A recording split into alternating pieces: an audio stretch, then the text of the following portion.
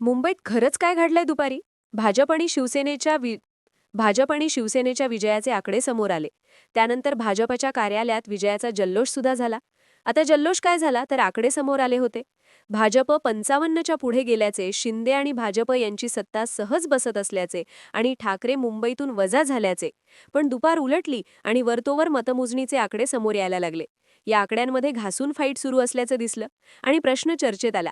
मुंबईत खरंच काय घडलंय? त्यात संज्ञा राऊत यांनी भाजपने आकड्यांचा भ्रम केला असा आरोप केला आणि उत्कंठा वाढली. पण नेमका काय ड्रामा झाला? आधी आघाडी मग पिछाडी असं का घडलं? शिवसेनेने फक्त 2 जागांनी बहुमताचा आकडा पार केलाय. मुंबईचा खरा निकाल काय लागलाय पाहूयात या व्हिडिओमधून. नमस्कार, मी अमर आणि तुम्ही पाहताय कनेक्ट महाराष्ट्र लाईव्ह. सगळ्यात आधी बघू पहिले कल काय आले होते. तर मतमोजणीला सुरुवात झाल्यानंतर पहिल्या कलांमध्ये राज ठाकरे पिछाडीवर गेले होते, तर भाजप आणि शिंदे यांच्या शिवसेनेला मोठी आघाडी मिळाली होती. दुपारी 1:30 वाजेपर्यंत 205 जागांचे कल समोर आले होते. तेव्हा त्यापैकी भाजप 90 जागांवर आघाडीवर असल्याचे, ठाकरेंची शिवसेना 31, शिंदे यांची शिवसेना 29, काँग्रेस 7, मनसे 6, तर इतर पक्ष 3 जागांवर आघाडीवर असल्याचं सांगण्यात आलं होतं. तेव्हा दोन्ही राष्ट्रवादीला कोणत्याही जागेवर आघाडी मिळालेली नव्हती.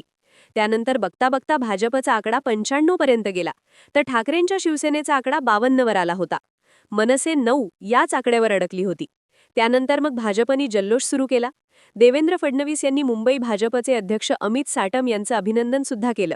मुंबईत बहुमताचा आकडा 110 आहे, तर तेव्हा भाजप आणि शिवसेना 90चा पुढे जात असल्याने त्यांच्या विजयावर जवळपास शिक्कामोर्तब झालं होतं. एका बाजूला भाजपचं विजयी सेलिब्रेशन सुरू होतं, अशातच ठाकरे गटाचे खासदार संजय राऊत यांनी संध्याकाळी 6 वाजण्याच्या सुमारास एक ट्विट केलं. संपूर्ण निकाल अद्याप जाहीर करण्यात आलेले नाहीत. 60 ते 65 प्रभागांची मतमोजणी शिल्लक असून जे निकालाचे आकडे दाखवले जात आहेत ते खोटे ठरणार आहेत. लढत अटीतटीची आहेच, पण शिवसेना मनसे टक्कर देत आहे. भाजप आकड्यांचा भ्रम पसरवत आहे. दुपारनंतर शिवसेना मनसेचे असंख्य उमेदवार विजयी झाले आहेत, पण न्यूज चॅनल्स जुनाच आकडा दाखवत आहेत. पाहू राऊत यांच्या ट्विटनंतर मोठी खळबळ उडाली, कारण राऊतांनी ठाकरे आणि मनसेचे जास्त उमेदवार निवडून आल्याचा दावा केला. त्यामुळे नेमके कुठले आकडे खरे हा प्रश्न उभा राहिला. आता संजय राऊत यांच्या या ट्विटला संदर्भ काय होता? तर मुंबई महानगरपालिका निवडणुकीच्या मतदानाची मोजणी. मुंबईत एकूण जागा आहेत 227. यासाठी त्याची मतमोजणी सुरू होती. पण एकाच वेळी सगळ्या मतपेट्या उघडण्यात आल्या नाहीत, तर एका वेळी 2 वर्षांची मतमोजणी सुरू होती. म्हणजे एका वेळी 10 जागांची मतमोजणी सुरू होती. त्यातही मतमोजणीला वेळ लागत होता. काही ठिकाणी घासून फाईट असल्याने निकाल यायला वेळ लागत होता. अधिकृत निकाल जाहीर होत नव्हते. पण मग भाजपचं सेलिब्रेशन का सुरू होतं? माध्यमांमध्ये भाजपने मॅजिक फिगर ओलांडण्याचे आकडे का दिसत होते? तर माध्यमांमध्ये येणारे हे आकडे होते कलामांचे. जे कल येत होते त्यानुसार आघाडी पिछाडीवर गणित सुरू होतं, जे क्षणाक्षणाला बदलत होतं. पण या ट्रेंडमध्ये भाजपने आघाडी घेतलेली. मुंबईत झालेल्या सेलिब्रेशनमध्ये बोलताना देवेंद्र फडणवीस यांनी जे ट्रेंड आहेत त्यानुसार भाजप महायुती विजयी होत असल्याचं सांगितलं. पण या ट्रेंडचा आधार घेऊन भाजपच्या विजयावर शिक्कामोर्तब केलं जात होतं. मग साधारण 8:30च्या सुमारास बातम्या यायला सुरुवात झाली. वारं फिरले, काँग्रेस किंग मेकर ठरणार, अशात आल्या या बातम्या. तर याला संदर्भ म्हणून देण्यात येत होते BMC कडून सांगितले जाणारे आकडे.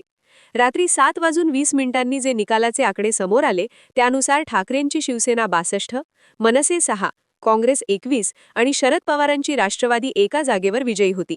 तर भाजप एकनाथजी शिंदेची शिवसेना 28, अजित पवारांची राष्ट्रवादी 3 जागांवर विजयी होती, तर MIM 9 आणि समाजवादी पार्टी एका जागेवर विजयी झाली होती. या आकड्यांनुसार ठाकरे बंधू आणि पवारांची युती 73 जागांवर विजयी होते, तर भाजप शिंदे महायुती 116 जागांवर विजयी होते. इथे काँग्रेसचा आकडा 22 जागांवर गेला. त्यामुळे भाजप अजूनही बहुमतापासून लांब असल्याची चर्चा झाली. इथे अजित पवारांच्या 3 जागा भाजप शिंदेसोबत घेणार का हा प्रश्न आला. पण संवादपर्यंत तरी भाजप शिंदे महायुतीला स्पष्ट बहुमत मिळालं नव्हतं. MIM आणि सपा पिक्चरमध्ये आले होते आणि 60 जागांचा निकाल पेंडिंग होता. त्यानंतर आला अंतिम निकाल. रात्री 10:15 वाजता. त्यानुसार ठाकरेंची शिवसेना 66, मनसे 6, काँग्रेस 20 आणि शरद पवारांची राष्ट्रवादी एका जागेवर विजयी झाली. तर भाजप 28, शिंदेची शिवसेना 30, अजित पवारांची राष्ट्रवादी 3 जागांवर विजयी झाली.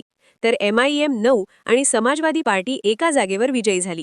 पण हा व्हिडिओ शूट करेपर्यंत मुंबईत एका जागेचा निकाल येणं बाकी होतं. या आकड्यांनुसार ठाकरे बंधू आणि पवारांची युती 73 जागांवर विजयी झाली, तर भाजप शिंदे महायुती 116 जागांवर विजयी झाली. म्हणजेच भाजप आणि शिंदे यांच्या शिवसेनेच्या महायुतीला 116 जागा, बहुमतापेक्षा 2 जागा जास्त मिळाल्या. आणि बराच ड्रामा झाल्यानंतर मुंबईत महापौर बसणार हे नक्की झालं.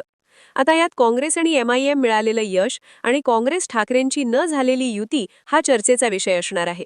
पण या सगळ्यात घडलं काय, तर भाजप शिवसेनेची महायुती वरचढ बसणार, विक्रमी बहुमत मिळणार, शिंदेंना बाजूला ठेवून सुद्धा भाजप मॅजिक फिगर गाठणार, अशा बऱ्याच चर्चा झाल्या. पण शेवटच्या टप्प्यात ठाकरे आणि काँग्रेसच्या उमेदवारांनी भाजपला घाम फोडायला सुरुवात केली. कारण जिथे आकडा 110 होता, तिथे भाजप शिंदे पक्ष 102 पर्यंत आले. त्यातही काँग्रेसचा आकडा बघता ठाकरे प्लस पवार प्लस काँग्रेस अशा समीकरणाची चर्चा सुरू झाली होती. अर्थात या चर्चा निकालात कायम राहिल्या नाहीत, कारण भाजप शिंदे यांनी बहुमताचा आकडा मिळवला. पण घासून 34 जागांच्या बहुमताचा आकडा असताना भाजप शिवसेनेकडे 116 जागा आहेत. त्यातही एकट्या भाजपकडे 40 जागा आहेत. त्यामुळे मुंबईमध्ये शिंदेच्या शिवसेनेला कमी जागा मिळाल्या असल्या तरी बहुमतासाठी भाजपला शिंदेची गरज लागणारच आहे. आणि ही गरज मुंबईचा महापौर कुठल्या पक्षाचा होणार हे ठरवणार आहे. पण शिंदेंची बार्गेनिंग पॉवर बघता शिंदे मुंबईच्या जोरावर निम्मा रिजनमध्ये आपली ताकद वाढवताना दिसू शकतात. पूर्ण निम्मा रिजनवर होल्ड बसवण्याची ताकद शिंदे मुंबईच्या निकालावरून मिळवू शकतात. त्यांच्या बार्गेनिंग पॉवरची आणि ॲटिट्यूडची तीच खासियत आहे हे विसरून चालत नाही. त्यातही ठाकरे मुंबईत टिकून राहणं हे सुद्धा शिंदेंच्या फायद्याचे आहे. मुंबईत जरी सत्ता भाजप शिवसेनेची